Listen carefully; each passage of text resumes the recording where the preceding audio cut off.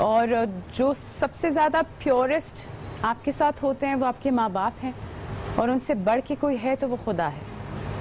माँ बाप की आपने बात की तो मैं तमाम देखने वालों को बताती चलूँ कि ज़ारा नूर अब्बास को एज एन आर्टिस्ट तो आप जानते हैं, मगर शायद बहुत सारे लोग ये ना जानते हों कि इन्होंने जिस तरह से अपनी वालदा की खिदमत की है वो शायद आपको अंदाज़ा भी नहीं। सब लोग अपने माँ बाप की खिदमत करते हैं, मगर इस लड़की ने दिन रात एक कर अपनी ज़ाती पसंद नापसंद आराम को बिल्कुल पसे पुश्त डालकर एक टांग पर खड़ी होकर हिम्मत नहीं हारी और अपनी वालदा की खिदमत में ये लगी रही और अपनी वालदा को मौत के मुंह से वापस खींच कर लेकर आ गई।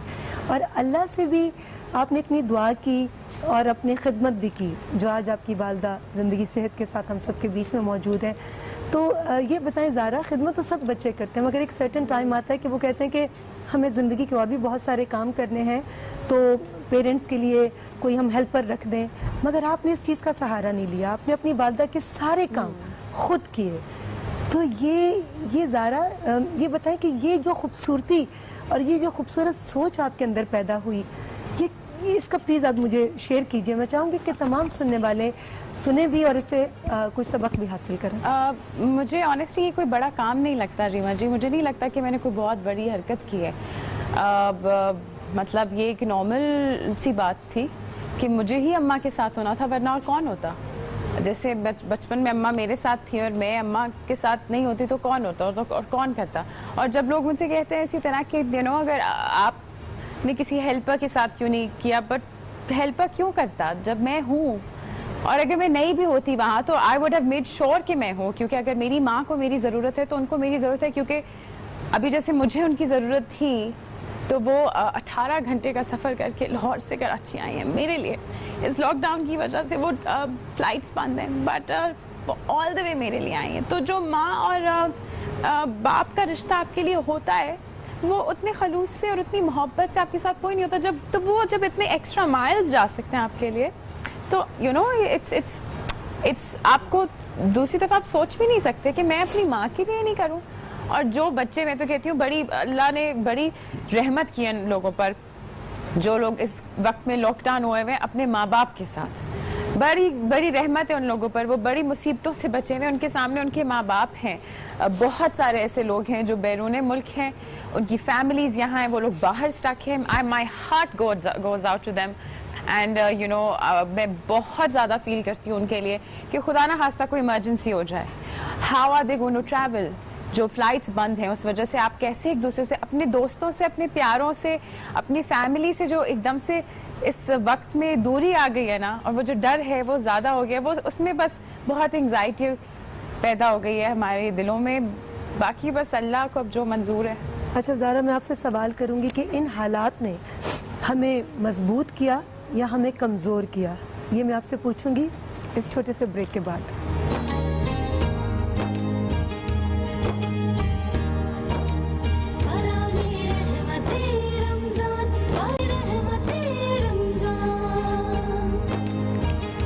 बराने रहमत में एक बार फिर आप सभी को खुश आमदीद। हमारे सेलिब्रिटी लाउंज में अहद वफा की रानी ज़ारा नूर अब्बास हैं।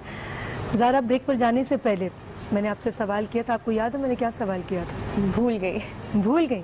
चलें, जो भूल गए उसको भूल जाते हैं। अब हमारा बड़ा प्यारा एक सेगमेंट है, इसमें मैं आपको फिल इन द ब्लैंक होगा, उसको आपने फिल करना है। ओके, ठीक है?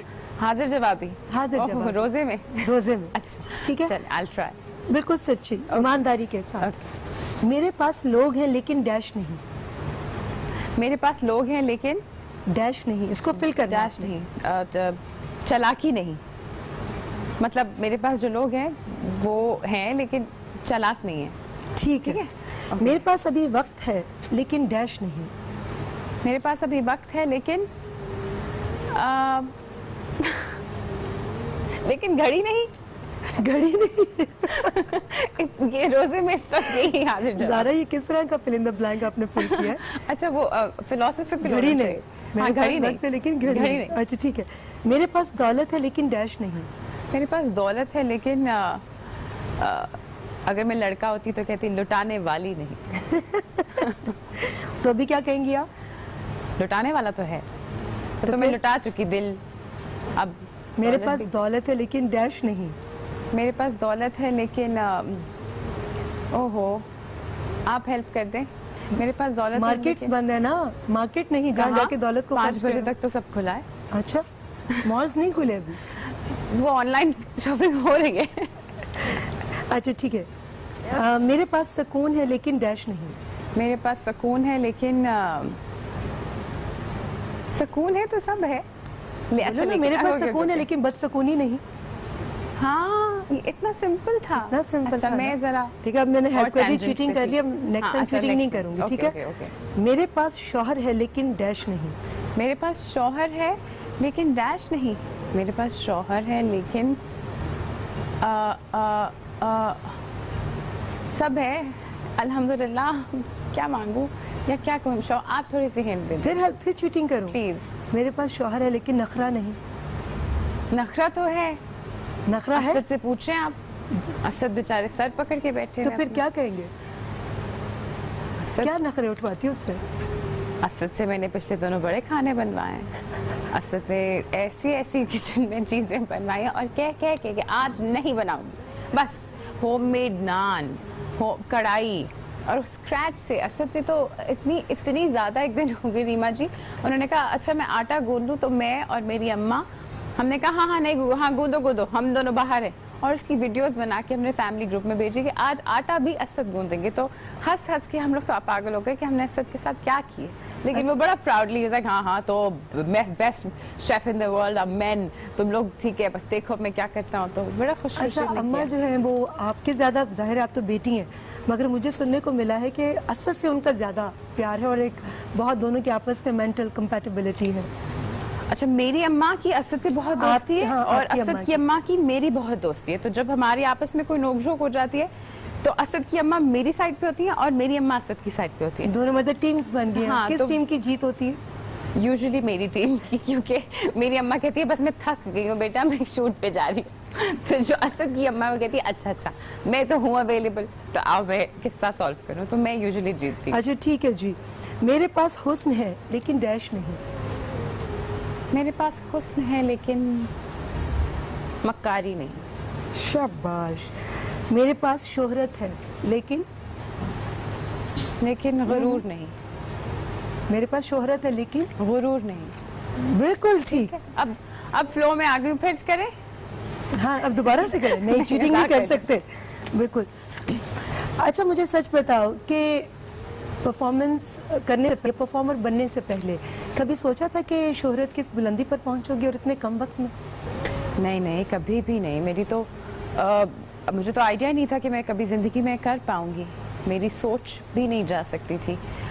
मुझे तो जब पहली दफ़ा आसिम रज़ा ने फ़िल्म ऑफ़र की तो मैंने कहा क्या बात कर रहे हैं फिल्म, आप मेरी शादी पे क्यों नहीं आ रहे? तो उन्होंने कहा वो तो मैं आ ही जाऊँगा, लेकिन बेटा फिर मैंने कहा अच्छा ना पहले आए ना शादी पे। उसी दिन इत्तेफाक के उन्होंने मुझे फ़ोन किया था कमर्शियल के लिए, लेकिन उस दिन मेरी शादी हो रही थी असद से।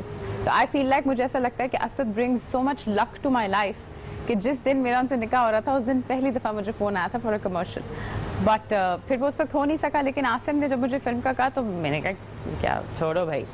लेकिन वो होते हैं ना, कुछ चीज़ें आपको लोग बताते हैं कि आप कर सकते हैं ज़िंदगी में। फिर वजाहत की फ़िल्म आ गई तो वो तो मैंने सोचा ही नहीं था कभी कि मैं फ़िल्म करूँगी, कभी ज़िंदगी में नहीं सोचा था। मेरे अब्बा ने नहीं सोचा था कभी, मेरे पूरी फैमिली ने कभी नहीं सोचा था। मेरे लिए खामोशी जो मेरा ड्रामा था पहला और धड़कन, वो मेरे लिए बहुत बड़ी अचीवमेंट्स थी कि ये मैंने खामोशी कर लिया, धड़कन कर लिया और लोगों को पसंद आ गया, तो ये तो बहुत बड़ी बात है। तो अभी भी जब मैं लोगों को देखती हूँ कि अच्छा ये अभी मैंने अहद वफा भी कर लिया और ये पसंद भी आ गया, तो मेरे लिए यही बहुत बड़ी अचीवमेंट्स हैं। अपने लिए छोटे छोटे स्टैंडर्ड्स सेट करने चाहिए। अगर बहुत बड़ा गोल अपने लिए सेट कर देंगे ना, तो उसकी तरफ भागने में जितनी एनर्जी और वक्त लगेगा ना, उसमें फिर ये जो एक्सटर्नल फैक्टर्स है ना और ये जो इंटरनल फैक्टर्स है, family, happiness, mental health, peace, वो सब इग्नोर हो जाती है। ज़ारा, ये इतनी मैच्योर सोच और इतनी पॉजिटिविटी, ये क्या आपको अपने एक्सपीरियंस से हासिल हुई है या बाय बॉर्न आप ऐसी थी? नहीं, बिल्कुल ऐसी नहीं थी। बहुत आई थिंक मैं बहुत मैं इकलौती बेटी हूँ रीमा जी, और मेरे भाई और मेरे घर वालों ने मुझे बहुत ज़्यादा पैम्पर किया है। तो आई थिंक उन लोगों के प्यार ने बहुत ज़्यादा बिगाड़ दिया। बहुत शेल्टर्ड रही हूँ, बिगाड़ दिया कि इंसान की पहचान ही नहीं कर पाई। कोई बिगड़ कर इतना अच्छा हो सकता है? नहीं, और आप इतना खूबसूरत बोलती हो।